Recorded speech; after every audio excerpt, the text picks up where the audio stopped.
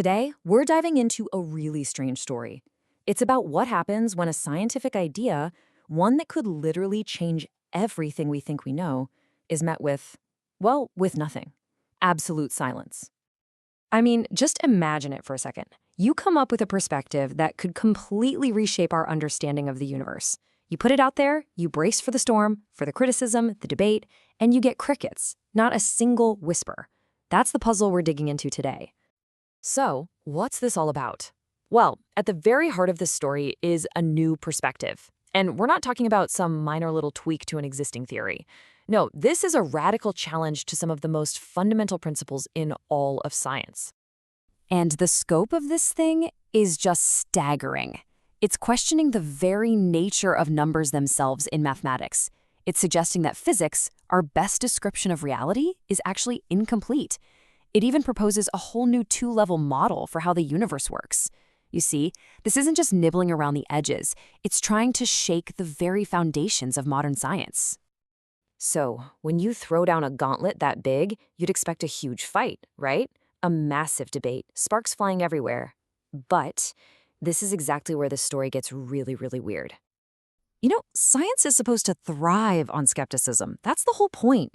New ideas are meant to be put through the ringer. They're debated, they're tested, they're pulled apart by incredibly tough questions. That's how we figure out what's a real breakthrough and what's just wrong. Yeah, that's not what happened here. Not even close. The actual response was something else entirely. This right here is a direct quote from the source material. Let that sink in for a moment. Not difficult questions, not skeptical questions, not even "you're crazy" questions. Just nothing. A complete vacuum where a lively scientific debate should be. The questions simply do not come.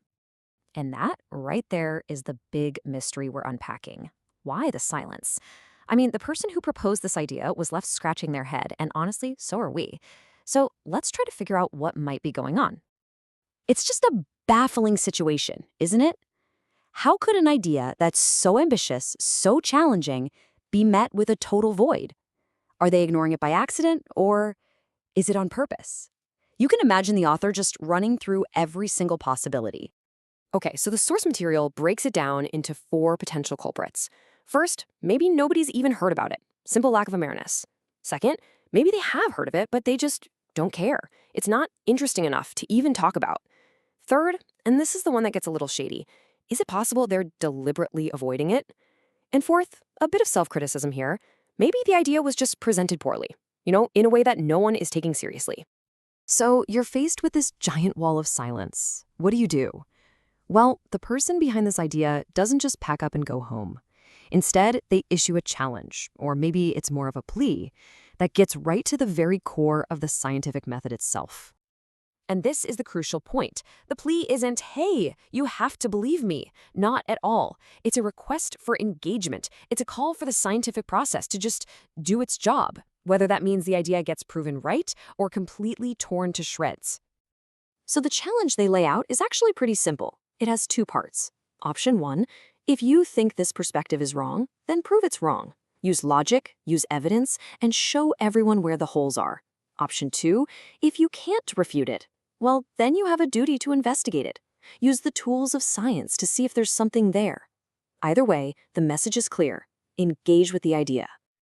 What this all really boils down to is a call for what we can call scientific engagement.